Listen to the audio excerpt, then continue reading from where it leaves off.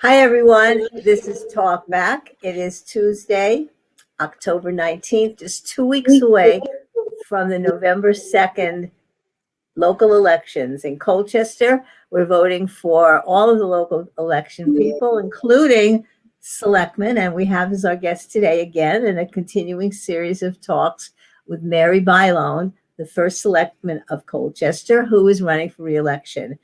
Hi, Mary. Good to see you again today. Hi, Sheila. Thank you for having me. I see you're still smiling. It's a lot of hard work, but you have to have a sense of humor for this stuff, right? How important is a sense of humor to all the work that you do? Yeah, I'm fortunate that the office that I'm in, we all laugh every day, sometimes at ourselves and just sometimes at the situation, but that's what keeps us going. It's very important. Yeah, it's very good. I read that medically, a lot heavy belly laughs every day can add years to your life if that's true. It does something chemical. Well, you're the nurse. It does whatever it does to your body is very, very good, very helpful. So, well, we can get a little serious. We've talked about economic development and how Colchester has really been able to work through the pandemic with your leadership. We've mentioned the senior center and a lot of other issues. Let's talk today a little bit about quality of life, the things, open spaces and the character of the town, and especially the things for kids and families for recreation and enjoyment. Let's talk about that. I know it's on people's minds. Tell us. Well, I like to remind people, Colchester is an agriculture farming community. Our roots are deep in agriculture. And, if you drive out of town center, as we call it, it doesn't take you very long to see the effects of that on our community, on the landscape. And there are still several working farms and, producing produce, milk, eggs, meat. Really, it's pretty phenomenal. And so it starts there. It starts in us preserving our culture, because that is the reason I know why I chose Colchester, because I was looking for a community that was rich in culture and history. And we're blessed to have that here in our town. As far as, trying to find things to, we need to keep families engaged in our community. There for a while, people would move into our town. They would come because our schools have such a great reputation. They'd put their children in the school, and when their kids were age out and move off, the parents would move out themselves. And that revolving door doesn't really help us, as far as our tax base goes and, being able to meet the needs of the community from a financial standpoint. So when we can offer opportunities for people to be able to engage in the community, find things that are of interest, then that benefits all of us, because people then don't have to go someplace else to find what they want to do. And so our walking trails, certainly the airline trail, our work with our parks. We have the Norton Park that the construction will be beginning very shortly. That'll be a beautiful place with some historic pieces there from the mill, but also the opportunity to, go for a hike, sit and have a picnic, and also be able to fish. That part of the Jeremy River has some really terrific fishing there. So the trails and the hiking, there's opportunity for kayaking, fishing, and just getting outdoors. In addition to that, we also have our recreation facility, which we call the Recplex, out on Old Hebron Road. And we're investing a lot into that complex now. We have tried to identify issues with the need to invest in that over the last couple of years. I know last year I tried to put money in the budget, $250,000, as a matter of fact, to run some irrigation to the fields, and that was taken out. But fortunately, we have ARPA money, which I know we're going to talk about in a minute, but money from the federal government, which is going to give us a chance to invest in that infrastructure. So we're getting ready to redo the basketball court. We're putting forth requests to redo our tennis courts, to add pickleball courts, redo the skate park that was once there that's been taken down because the equipment had deteriorated, and also redo the splash pad. Looking to put in a fitness trail, and there's something else. We want to do disc golf course, which is quite popular in some areas of the country. So that's what is that? What is disc golf? What did you say? Disc golf. What is that? So it's like where you throw a frisbee into a net. And it's 18 holes. They're actually regulation courses, and you don't have to be, a track star to be able to do it. You just have to be accurate in throwing your disc to the basket. Oh, so it's not like miniature golf. It's No, disc golf. Oh, it's frisbee. disc golf, throwing Yes. the disc. Yeah, you Hmm. throw a frisbee, and there's a pole with a net, Okay, and got it. the regulation courses. I mean, there's real competitions for that. Yeah. And And describe where the park is with the Jerry Rooney River. Where is that in town? What location? so the Norton Park, that is out off of 149, so exit 16 off of Route 2, down by where the airline trail is, that section of the airline trail. And then the Recplex is off of Old Hebron Road, which is down off of 85 by the fire station. You would go to the right of the fork of the fire station, and you'd find it back there. There's also a regular golf course back in that area as well. So the one thing I do want to mention, because we have talked about economic development in the past, when you have things like this, recreational facilities that people will draw people in, pickleball, tennis courts, disc golf, you get people beyond just your population, your residents, and that's really healthy for our local businesses. To have people come in, they do something recreational, they stop and they get something to eat, they fill their gas tank, they might even pick up a gift for a family member, and then they return home. And so that's a win for everyone. And Right. I always describe us as like, we're like an oasis in a desert because of our location off of Route 2, but also because a lot of the surrounding towns are extremely rural, very much agricultural settings or forest, and they don't have or want to have some of these other offerings. So Colchester becomes a place like where we have the car shows, the movies on the green, the concerts on the green, all of Right. that draws in people from other towns. Well, Colchester has always known from the time I've been there over almost 50 years. It's always been called the hub, Yeah. even when it had a much smaller population, because it always was the center for commerce and medical needs and things like that for people in the surrounding more rural communities. But it's interesting and important that you're connecting quality of life issues with people staying in Colchester, contributing to the grand list through development and the economy, and all of those things are interconnected, and that makes a very good point. Right. And we're looking to do some development so people can work in Colchester too. Some people really want to live and work in the same town, and our town center is very walkable. We have Upton Road, which is kind of our little mini industrial park, and we have expansion going on there as well. Incord just came before the Economic Development Committee 2 nights ago. No, actually last night. I'm losing track of the days of the week. Last night to talk about they're going to be building. They're taking 2 remaining lots that they own there, and they're going to be putting in a huge building there, and so that will create more jobs, which is just terrific. Yeah. And anything else about the fields and recreation that you want to touch on? Sure. So the sports fields, the playing fields, there was a study that was done by UConn about 10 years ago, and they identified what the shortcomings were for the fields. Unfortunately, those identified shortcomings were never addressed. And so here we are 10 years later, and we have fields that are in disrepair. Actually, they're in the best shape they've been in the last few years, because last year there was very little play due to COVID and also some frequent rain.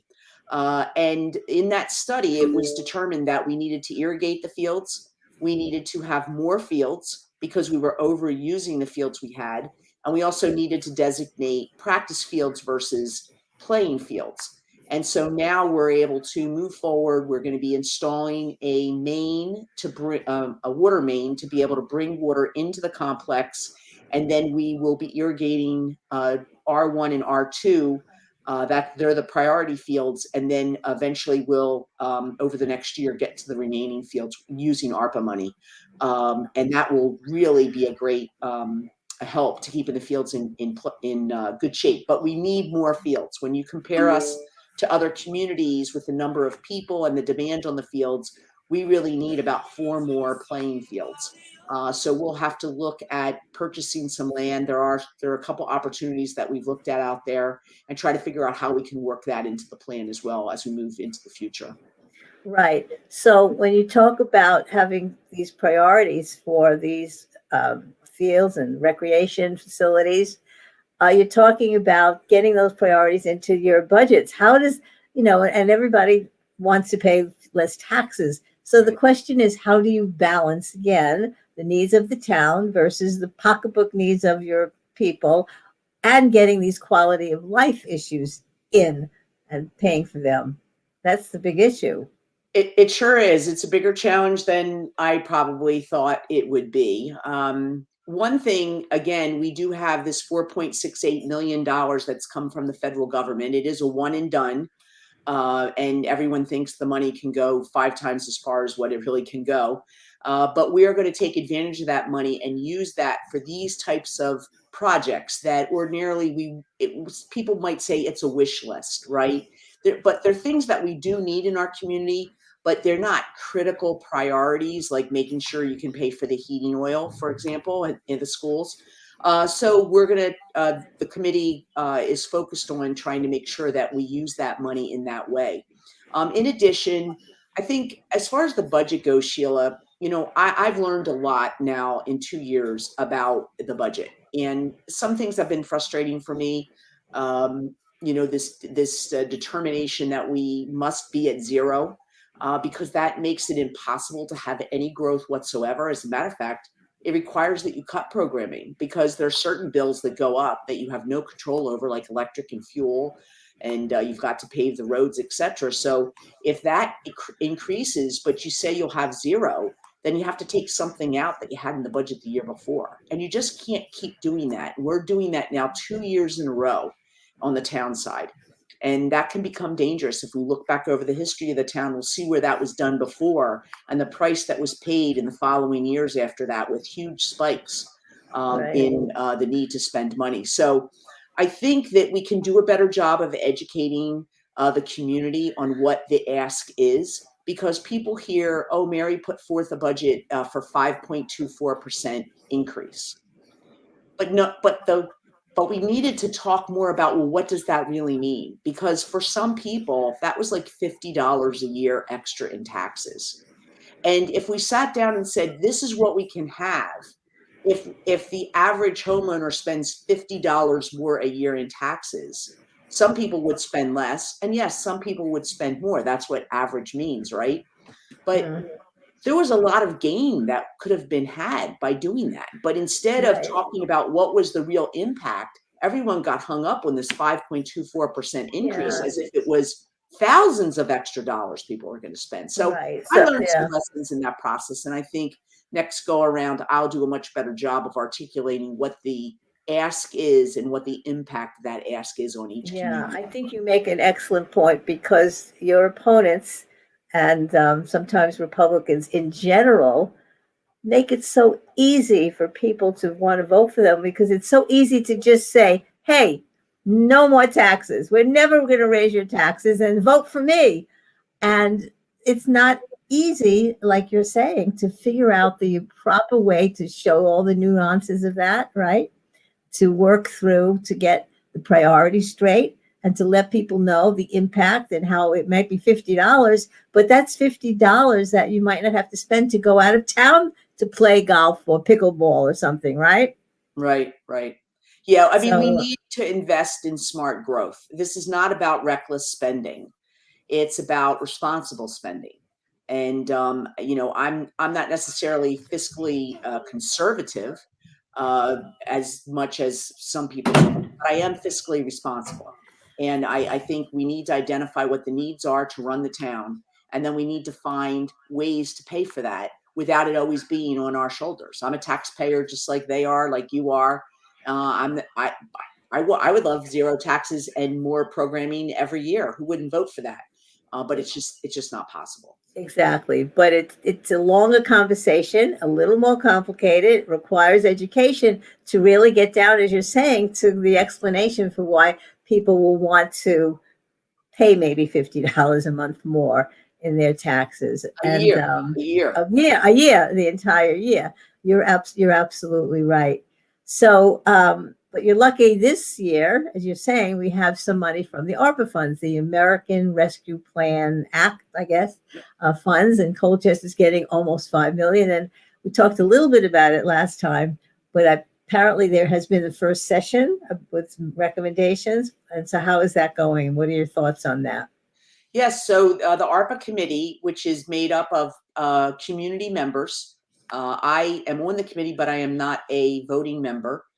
We also have the town planner, a person from our finance department, and Rosemary Coyle, who is a liaison from the Board of Selectmen. So we're non-voting members. The voting members are people of our community, people who've held leadership roles in our community, parents. They understand, they represent the voice of the people. And so they met every week for 4 weeks and drew up a process, an actual paper application, an online application. What are the rules? What will be considered a project that's worthy of moving forward? And I mean, they spent a lot of time in developing the process. They finished that up last week. And then this week was the first week that they had a meeting where they actually looked at applications from people. And I think they learned some things about the process that maybe it still needed some modifications to keep things moving smoothly. Their role is not to determine who gets the money or what project gets the money. The role of the committee is to basically go through the projects that are submitted and then determine whether or not they meet the criteria, and then recommend them to move forward to the Board of Selectmen. And it will be the Board of Selectmen who will vote and determine which projects are funded. And so the town side got 4.68 million. The Board of Ed side got close to 4 million that belongs to them. Those requests will not come through this committee. They are being handled on the Board of Ed side, and we won't have anything to do with that money. But in total, the town got almost $8 million. And again, I can't stress enough, this is a one and done. So we want to make sure that we use this money for things that we've deemed important, but we probably couldn't put in the budget, or would take 10 years to get through the budget. You'd have to, do a little piece this year and a little piece next year. And this is going to fast forward us to be able to get a lot of these projects done in a very short period of time. So the Board of Selectmen will be the final decision maker in what projects get started and completed. Is that right? And when do you anticipate you will be making this final judgment on which projects to undertake? So I think it's going to be ongoing. The way the committee has looked at it is they have rolling submissions of the applications. And an application can be made by a town individual, a town group, a town organization, or a department manager working for the town. So that's how anyone can put forth an application. If anybody out there has an idea for a project, but they don't even know where to start, they should give us a call, and we'll see if we can't match them up with somebody who has either expressed a similar interest, or we know that's something that we're already working on in the town, and we'd like to have their additional, information or perspective to make it a richer application. And I mean, we have until 2026 to pay the bill to the vendors. We have to commit to what we're doing by the end of 2024. Okay. So we have time. But you anticipate that a lot of this will go toward the recreation and quality of life issues. Right. And I do want to call out that in that quality of life, the number one impact to Colchester from a survey that was done of over 1,000 people was mental health and the need to provide resources for mental health. Now, recreation does that, right? As in, if I can get out and I can work out and I can breathe in the fresh air, I'm going to feel better. But the truth is, that's not the total picture, right? And so we are going to be working with Youth and Family Services as well as C3, our Children Collaborative, to look to see what other services could we offer. Now, because it's kind of a self-limiting fund, it's not like we can create positions that would be ongoing, because those would end up in the budget in the future. But there's probably some programming and at least interim access, points that we can create to try to make sure that we're helping people who are really struggling. The isolation that has come from COVID, it doesn't matter what age you are. I'm sure you would agree with me. I mean, I know I felt the isolation. It's why I took that little part-time job at Home Depot for 3 months at 12 hours a week, just to be able to get out and talk to people. Even though I had to wear a mask the entire time I was working, I was looking for something that had nothing to do with government and that I could just kind of go and be with people and feel safe about it. And so it's impacted all of us. And mental health services in general are not easily accessible. And that was before there was this tremendous uptick in the demand. So we do want to make sure we pay attention to that, because we heard that loud and clear from the community. Yeah. It's reinforced with a lot of the stuff that's out there in the news for our children that are wearing masks, that spend a whole year at home, homeschooling and things like that. I don't mean homeschooling, but, remote learning. Right. Yeah. Yeah, we've got to address this. And so I'm hoping a good chunk of money is going to go to that as well. Yeah. So as far as mental health goes, we do have school counselors, don't we? Usually a school psychologist. Yep. But what other resources are there? I'm sure that school psychologist treating a student may help the whole family with some recommendations, right? For where to go beyond that, right now. Right. Well, I mean, a good portion of a student is certainly in school, right? Our young child is in school and their family can get engaged in that. But there's many other people in our community that the school is not the access Right. to them. We do have our youth center, and that is a place where we think we can provide access either through some group therapy or some additional programming. Our C3, the Children's Collaborative, they deal not with just children, but with the family as a unit.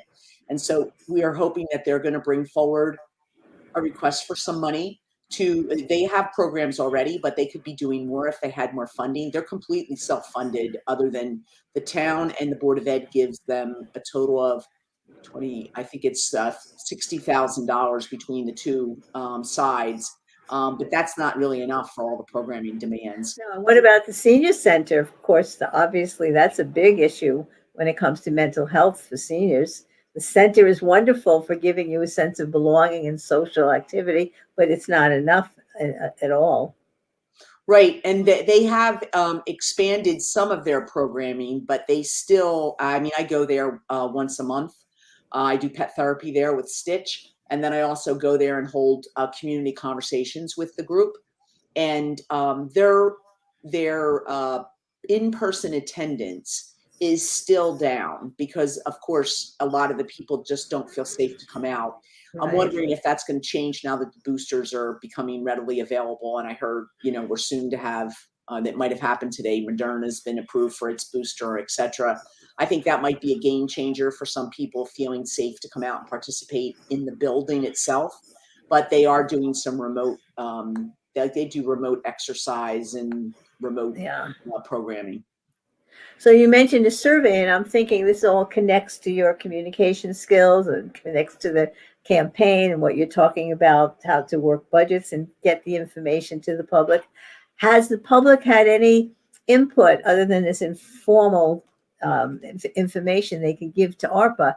Do you think of having a survey of what people would like in terms of recreation or other activities or things like that? I know you're very big in outreach to the public to get their views on things.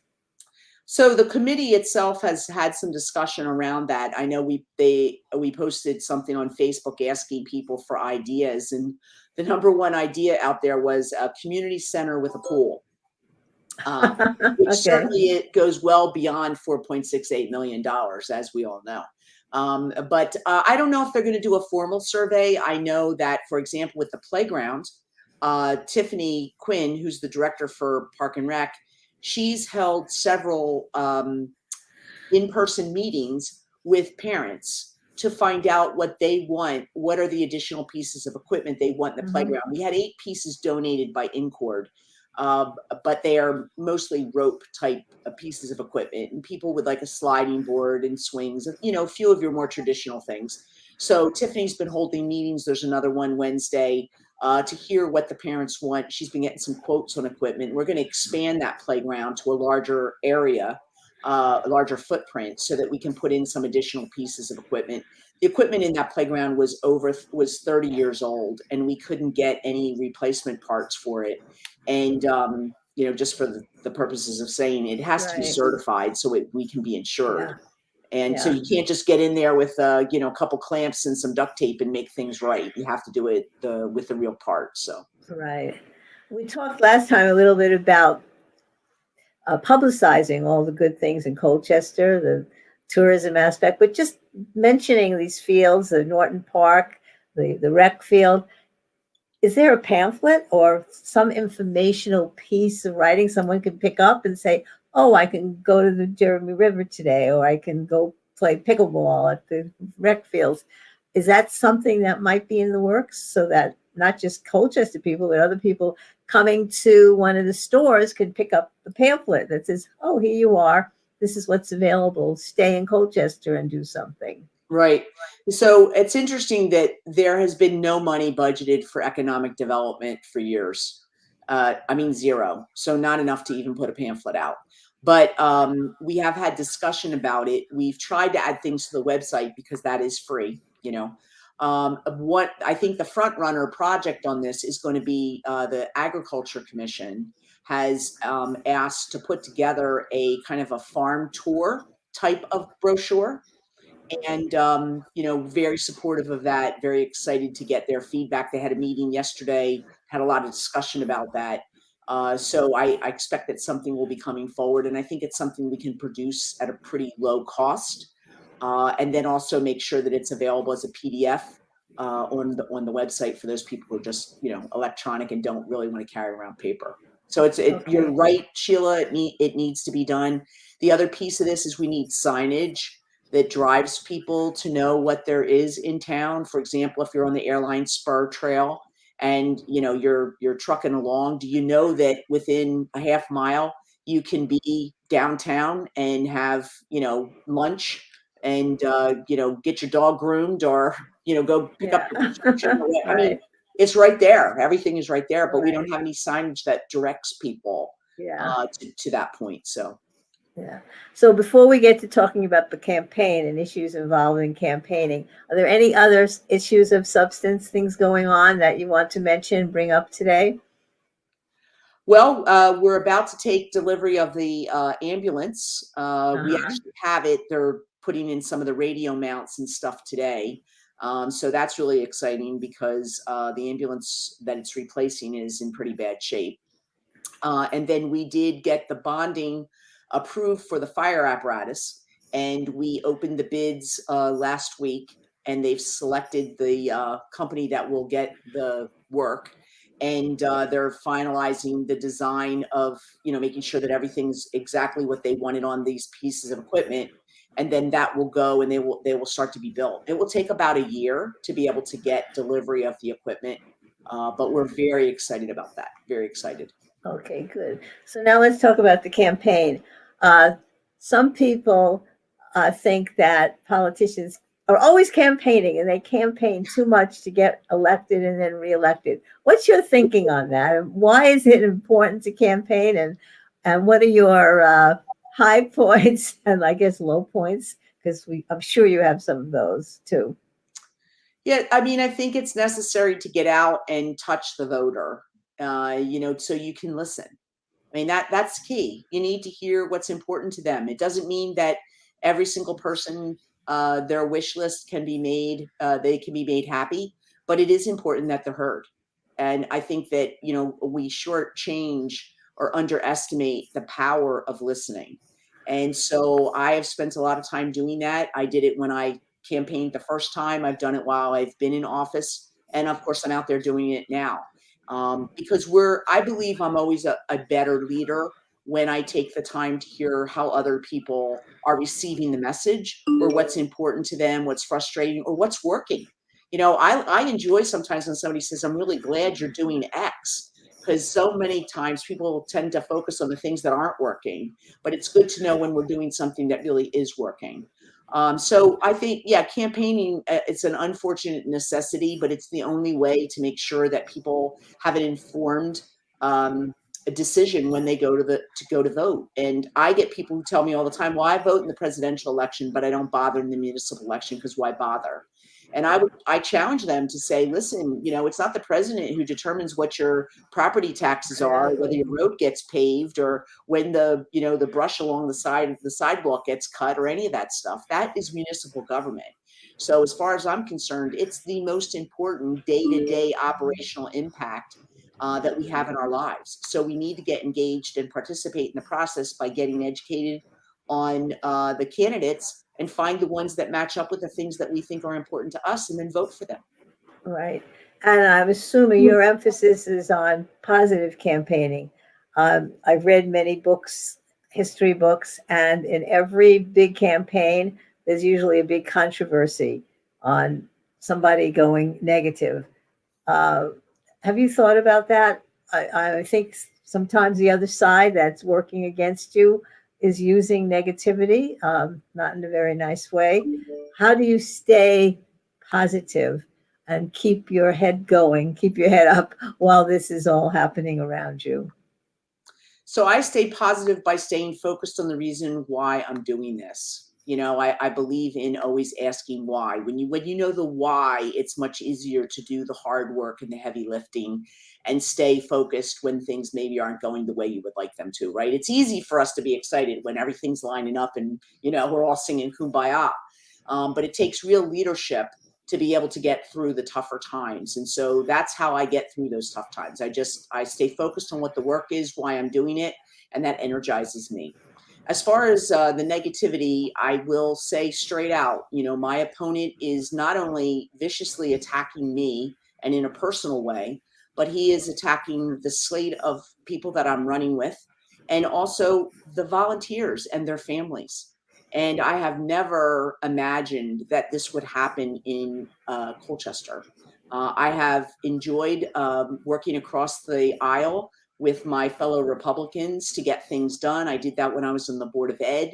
I've done that these 2 years that I've been on the Board of Selectmen. But the campaign has just really been a lot of vicious personal attacks and a lot of information that is just not accurate. And, when we talk about this, we should talk about the impact of social media, where social media gives the voice of maybe 10 or 12 people to sound like 1,000. And there's no accountability. There's absolutely no accountability. And I think that is a real challenge. I spend a lot of time trying to correct misinformation. I don't do it on Facebook because I don't think that that's the place to. I think you can go down a rabbit hole on Facebook. But I do reach out to people when I see something that's posted that's not right. I'll send them a private message, or I'll call them up and say, do you really want to know about X, Y, and Z? Because I think you're only hearing one side, and it's not really factual. Yeah. Yeah. It gets back to our discussion about there not being good local journalism, because journalism has standards of what you put out there. You have to get, if you're a journalist, you can't just put anything in the paper. You've got to get at least 2 or 3 sources before you can claim to the public that this is a fact and this is true. And on social media, everyone's a journalist and nobody is using journalistic standards. And so all kinds of stuff is getting out there that's completely untrue, misinformation, besides being mean and nasty, which is another aspect of it also. So social media has its good points of keeping people together, keeping people informed, but the misinformation, the lies, and the ill will that comes right through those pages is something awful. And it's not easy to figure out how to fix it because we do have free speech. But that's why getting back to it, we need local journalism that tells the truth and has investigators who figure out exactly what the facts are, right? Yeah, I think one of the most, the possibly most devastating impact of all this is the fact that good people aren't going to step forward for office. Because, I mean, seriously, I have plenty of people say to me, why in God's name would you do a second term given everything that's going on? And, I'm a very confident individual. I've lived a complete life. I feel good about where I am. I honestly say to people, If I'm not the first selectman, I'll still be a complete person. But when you think about trying to engage younger people who would have vulnerable families, who would be afraid that people would attack them personally and things like that, what's going to get them to step forward and do this work? And this is important work.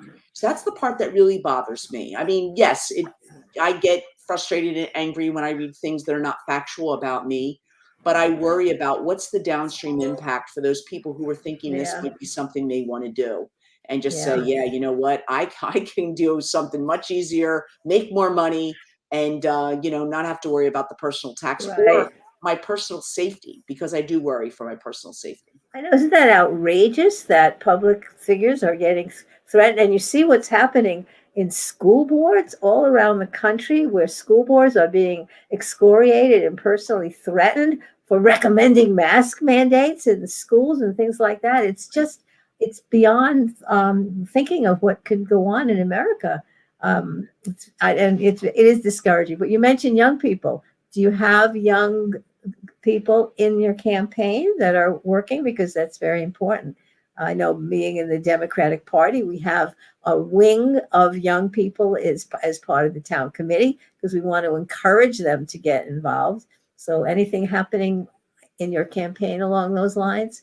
Sure. I mean, we have a very young person running for a term in the Board of Finance, Bernard Denler, Bernie, we call him. He filled in for an opening on the Board of Finance, and now he's running for a 6-year term. And he's served as the vice chair, and he's a young Right. guy, and Yeah, he's terrific. Yeah. he likes municipal government. So I'm very excited about that. And then we have a really terrific group of young Democrats at the Bacon Academy, with 2 faculty advisors who are both involved in politics, one who's an elected official in Hartford and the other who just helps with the campaigns here in Colchester. And I've had great conversation with them in the past. Looking forward, they've been helping to volunteer for the campaign. So we're looking for, positive ways to get them engaged, to keep them engaged. Okay, great. All right. And so now we want to sort of end on a positive note. In your campaigning, as you go around and get feedback from the citizens in Colchester, what are they telling you that you're doing right? What are the good things that you're hearing? So people are most expressive around the way I handled COVID. They really, really like the fact that I pushed a lot of communication out, and that I was able to, as a nurse, be able to take the information that came in, distill it down into manageable chunks and meaningful words, to prevent chaos and panic and keep people focused on what were the important things we needed to know that day. I have had a lot of people who told me that they had their parents that lived in other towns where no one was telling them what to do, and those people were tuned in to my Facebook lives. That makes me feel really good, because it was a lot of work to do those. At the beginning, I did them twice a day, every single day of the week. So it was a huge commitment. And sometimes the news was really distressing, to see the numbers climbing the way they were. But it makes me really proud of that. And then to know that our state of Connecticut leads the nation in vaccination rates, and the least amount of infections per 100,000 people, and that we've seen great strides in our town of Colchester, where over 70% of our eligible people have received the vaccination now. And we have a good number that have, gotten both vaccines. And of course, people are starting to get the booster. So our infection rate in Colchester has steadily gone down. We had that little spike in August into September. I reinstituted the mask mandate, but we were able to lift that because the numbers stabilized and then started decreasing, just like the rest of the state. Right. So your experience in medicine and in executive work helped your leadership in doing that. And we were very lucky to have you in Colchester during this pandemic. Hopefully it's on the wane. What do you think? Are you concerned about another spike in the winter as we go indoors more? I leave it to the experts, and there are varying opinions out there right now. I mean, as the booster becomes available, and more people are getting vaccinated in general, we definitely know that that's going to help. But we are going indoors, and I'm encouraging people, get the vaccine, get the flu vaccine, because you don't want to be sick with that either. But yeah, I mean, sure, part of me is a little worried, but I will say this, that when I'm in an environment that I don't feel safe in, I put my mask on. Okay. All right. Well, still masking is, you see different things going into different places in different states. It's not a uniform thing, but it can't hurt to wear the mask, right? Right. Even now. All Yeah, right. neither the vaccine nor the mask are 100% effective. Exactly. So it is a strategy, but there's no guarantee, but it does help to improve it. And definitely the people that are in the hospital dying, the majority of them are unvaccinated. I mean, we did just lose, Colin Powell just passed away of COVID, and he was vaccinated. They said slated to get the booster, I think, in a couple days. But that is the unusual situation. Yes, and I think that some of the anti-vaxxers were so quick to say that because he died of COVID complications, it must mean the vaccine doesn't work. But just the opposite. It means that somebody like him who had multiple myeloma, a disease that you don't have a Right, good immune system. It makes it easier for you to get COVID. All the more reason why the young people and unvaccinated should be vaccinated so that maybe they won't give him the COVID that will kill right. him. And people took the wrong lessons from that. We need people like you to give us the right lessons and keep us going with the truth. Okay. Any final thoughts on the campaign? As we go along, we'll see you next week, same time, same channel, 4:30, a week before the final wrap up of the campaign. Anything? Give us a final summary. I think the important thing at this point is something that I said earlier, get educated on the candidates, find the things that are important to you and ask. I mean, I've had people say, where do you stand on X? And I mean, I had a woman who said, how do you feel about children being mandated to wear a mask at school? And I said, right now I agree with it. And she said, well, then I can't vote for you. And I said, I appreciate that. You asked me an honest question. I gave you an honest answer. You gave me an honest reply. I mean, to me, that's what democracy is about. I should be able to support what is important to me, what I believe in, what my values are. No one should be trying to change my values. And so between now and next week and the week after, because we're just 2 weeks out, people need to figure out what's really important to them. And if you don't know where the candidates stand on that, you've got to find that out so you can go in and vote with confidence for the person that you know is going to represent your values. Okay, great. All right, Mary, thanks a lot. We'll see you next Tuesday at 4:30. I think it's October 26th, just 1 week from the November 2nd elections. Until then, we'll see you next time on Talkback. Bye. Bye, Mary. Thank Thanks. you so much.